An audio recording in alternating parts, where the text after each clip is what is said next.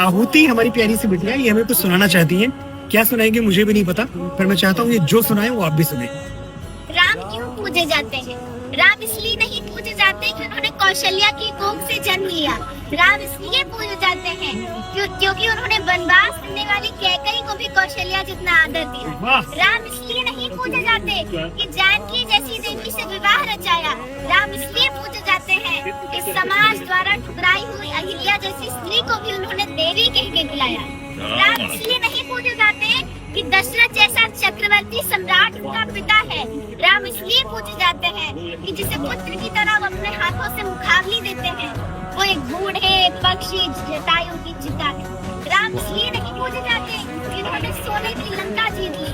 राम इसलिए पूजे जाते हैं कि अपनी अयोध्या के लिए, अपनी मातृभूमि के लिए, अपने बाहुबल से जीती हुई सोने की लंका उन्होंने त्याग दी। राम इसलिए नहीं पूजे जाते कि उन्होंने रावण की नाभि में तीर भेज दिया।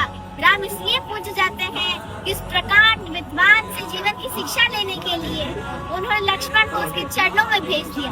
राम इसलिए नहीं पूजे जाते कि वो भगवान थे। राम इसलिए नहीं पूजे जाते क्योंकि वो भगवान थे।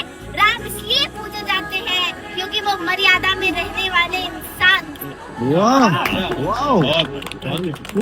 मैं एक चीज ऑफिशियली कहना चाहूंगा, ये मैंने आज से तकरीबन 1.5-2 साल पहले लिखा था, और जितना अच्छा हमारी आहुति बिटिया ने बोला है, मैं जीवन भर कोशिश करके भी इतना अच्छा कभी नहीं बोल पाया। एक बार तालियां आहुति के लिए।